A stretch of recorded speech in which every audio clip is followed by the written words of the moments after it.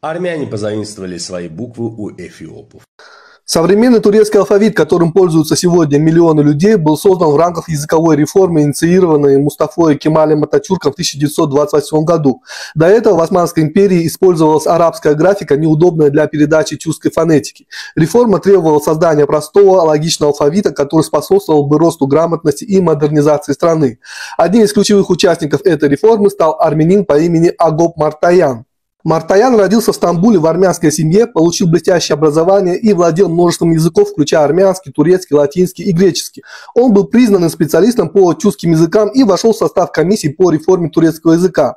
Именно он предложил структурную основу латинского алфавита, адаптированного под турецкую фонетику, а также участвовал в замене арабско-персидских заимствований на тюркские аналоги. За вклад в реформу Ататюрк дал ему фамилию Дилячар, открыватель языка. После распада СССР в 1991 году Азербайджан отказался от кириллицы и принял решение перейти на латиницу. За основу был взят турецкий алфавит, созданный при участии Дилячара. Это решение было как практичным, так и символическим. Оно означало культурное и политическое сближение с Турцией. Алфавит адаптировали под особенности азербайджанского языка, добавив, например, букву «э», но в целом структура оставалась схожей с турецкой. Таким образом, и турецкий, и современные азербайджанские алфавиты восходят к одному источнику – реформе, в которой ключевую роль сыграл армянский лингвист. Этот факт остается малоизвестным, но он ярко иллюстрирует, как переплетается судьбы народов через язык, культуру и историю. Սիմոն Վրացյանի երկրորդ հեռագիրը Քեմալական Թուրքիայի ԱԳՆ 15 մարտի 1921 թվական։ Հայկական ուսումնասիրությունների անկենտրոնը ներկայացնում է հայրենիքի փրկության կոմիտեի 1921 թվական փետրվարի 18 ապրիլի 2 եւ քեմալականների հետ հարաբերությունների մասին երկրորդ գրությունը, որի հեղինակը կոմիտեի ղեկավար Հայաստանի Հանրապետության վերջին վարչապետ Սիմոն Վրացյանն է։ Այս նյութը տեղ է գտել Վրացյանի կյանքի ուղիներով դեպքեր ապրումներ 6 հատորյակի զհատորում Բեյրութ 1967 թվական տպագրություն համազգային Դ թրքական հարցը Էջ 5571 խորագրի տակ։ Փետրվարյան շարժման ամենածանր եւ ամենամտահոգիչ կողմը թուրքական հարցն էր։ Հեղկոմի առաջ բերած խժդժությունները Հայաստանում կարծես մոռացնել էին տվել հայ ժողովրդի բնազդական վախը թուրքից։ Նրանք, որ ջատագովում էին քաղաքացիական կռիվը, բոլշևիկ թե ոչ բոլշևիկ, մոռանում էին, որ Արաքսի այն կողմում թուրքներ նստած եւ մարգարայի կամուրջը սահմանն էր Հայաստանի եւ Թուրքիայի միջև։ Կարծես մոռանում էին, որ Ալեքսանդրապոլը թուրքի ձեռքին էր եւ թուրք ասկերները թալանում, ավերում եւ լլկում էին հայ կանանց շրջակա հայկական գյուղերում։ Մոռանում էին, որ Հայաստանի հեղկողմի բողոքները եւ Ալեքսանդրապոլը դատարկելու պահանջը արհամարանքով անտեսվում էին թուրքերի կողմից։ Հանրային մտքերի վրա որոշ տպավորություն գործեց եւ այն փաստը, որ թուրքերի ներկայացուցիչը Երևանում Բեհայեդդին բեյը առաջիներից եղավ փետրվարի 18-ի հեղաշրջման շնորհավորողը, բացառիկ ջերմ խոսքերով։ Թուրքական հարցը դառնում էր մեր օրվա քաղաքականության կենսական խնդիրը։ 1921 թվական մարտի 15-ին ես հատուկ նիստի հրավիրեցի հայրենիքի փրկության կոմիտեի անդամներին եւ մի քանի ականավոր անձանց քննելու թուրքական հարցը։ Ներկա էին Հ.Մ. Օհանջանյան, Հ. Քաջազնունի, Ա. Հովանիսյան, Ս. Մելիք Յոլչյան, Վ. Մինախորյան, Սուրեն Կուրո, Գ. Սարգիս Բեկյան, Մ. Մաքսապետյան, Ս. Մեսրովբյան, Ավ.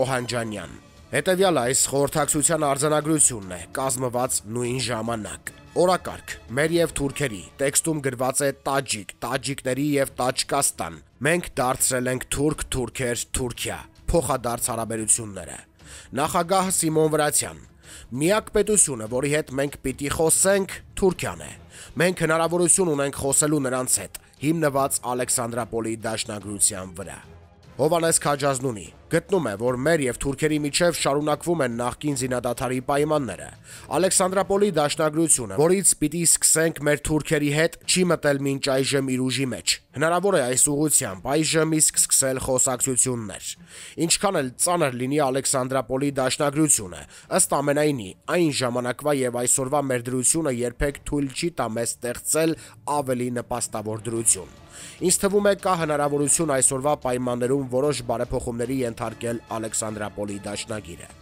Ամենածանր կետը զինվորների թվի կրճատման կետն է։ Կարելի է, ելնելով մեր այսօրվա բացառիկ դրությունից, պահանջել, որպեսզի չսահմանափակվի զինվորների թիվը նրանց որոշած չափով։ Շնորհիվ մեր երկրում տեղի ունեցող քաղաքական վերջին փոփոխությունների ստեղծվել է մի կացություն, որը կարծես ավելի հնարավոր է դարձնում մեր եւ թուրքերի մերձեցումը։ Մեր այս դրությունը եւ մեր բացառիկ կացությունը կարիք է զգացնում թուրքերի լայն աջակցության, որպես զինակցի։ Այդ աջակցությունը պիտի լինի գլխավորապես արտաքին թշնամու դեմ։ Ա. Հովհաննիսյան, Ալեքսանդրապոլի դաշնագիրը, որի մասին խոսվում է, դա ամենասպանիչ դրությունն է մեզ համար։ Մենք պիտի աշխատենք խոսել մի այլ դաշնագրի մասին, որով մենք կարողանանք ստանալ թեև փոքր, բայց անկախ Հայաստան։ Վ. Մինախորյան գտնում է, որ Ալեքսանդրապոլի դաշնագիրը կնքված է ի նպաստ Թուրքիայի, որպես հաղթողի։ Այսօր էլ նույն դրությունն է մեզանում, հետևաբար, ելնելով այդ ընդհանուր սկզբունքից, ներկայումս ինչ դաշնագիր էլ, որ կնքվելու լինի, դա լինելու է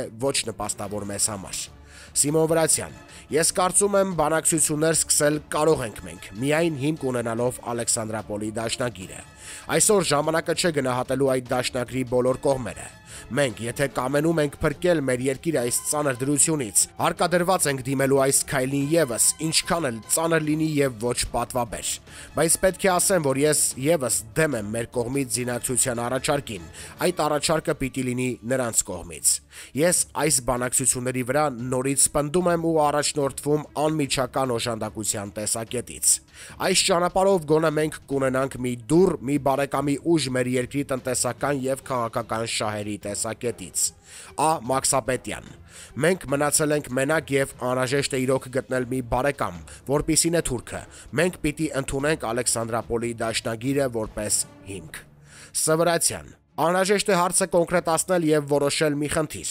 Բոլշևիկների դեմ կռվելիս օգտվելու ենք թուրքական ուժերից, թե ոչ։ Եթե այո, այդ դեպքում պիտի բանակցություններ սկսել հենց այսօր։ Սուրեն Կուրո Թարխանյան, մենք մեր ուժերով անզոր ենք պայքարել երկար ժամանակ։ Հարցին այս տեսակետից մոտենալով պիտի որոշել, օգտվել թուրքական ուժերից, թե ոչ։ Ինձ թվում է, որ մենք հարկադրված ենք դիմել այդ ուժերի աջակցությանը։ Հովհաննես Քաջազնունի, որովհետև հարցը դրվում է պարզ, ես ունեմ դրա համար դրական պատասխան, որ բոլշևիկների լծից ազատվելու համար մենք դիմենք թուրքերի աջակցությանը, թեկուզ պարտադրված իրագործելու Ալեքսանդրապոլի դաշնագիրը կետառ կետ։ Վ. Մինախորյան, եթե մեր կռիվը պիտի լինի ռուսների դեմ, ոչ մի թուրքական ուժ չի փրկում մեզ։ Ս. Վրացյան, մեր կռիվը Ռուսաստանի հետ չէ, որովհետև Ռուսաստանը պաշտոնապես կռիվ չի հայտարարել մեր դեմ։ Եզրակացնելով արծարծված մտքերը, Վրացյանը քվեարկության է դնում հետևյալ կետերը։ Ա.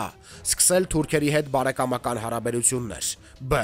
Այդ հարաբերությունների հիմք ընդունել Ալեքսանդրապոլի դաշնագիրը։ Դեմ քվեարկում են Հ. Օհանջանյանը, Ա. Հովհաննիսյանը։ Դեմ քվեարկելով հանդերձ առաջարկում են մեղմացնել Բ. կետի խմբագրությունը։ Որոշվում է նաև տալ հետևյալ հեռագիրը Թուրքիայի ազգային մեծ ժողովի կառավարության արտաքին գործոց կոմիսարություն։ Անկարա։ Ազատվելով բոլշևիզմի անունով Հայաստան մտած օտար լուծից, Հայաստանի ժողովուրդը լի է խորունգ վճռականությամբ ապրելու ազատ եւ անկախ եւ ամենամոտիկ բարեկամական հարաբերություններ ստեղծելու իր հարևանների եւ առաջին հերթին թուրք ժողովրդի հետ։ Իմ կառավարությունը Թուրքիայի եւ Հայաստանի միջև միջազգային նորմալ եւ բարեկամական հարաբերություններ ստեղծելու բազա է համարում այն պայմանագիրը, որոնք ձևակերպված են անցյալ տարվա դեկտեմբերի 2-ին Ալեքսանդրապոլում կնքված հայ-թուրքական դաշնագրի մեջ եւ հետագայում ստեղծված իրական պայմանները։ Տոգորված լավագույն զգացմունքներով դեպի թուրք ժողովուրդը եւ նրա ազատության համար մարտնչող ազգային մեծ ժողովի կառավարությունը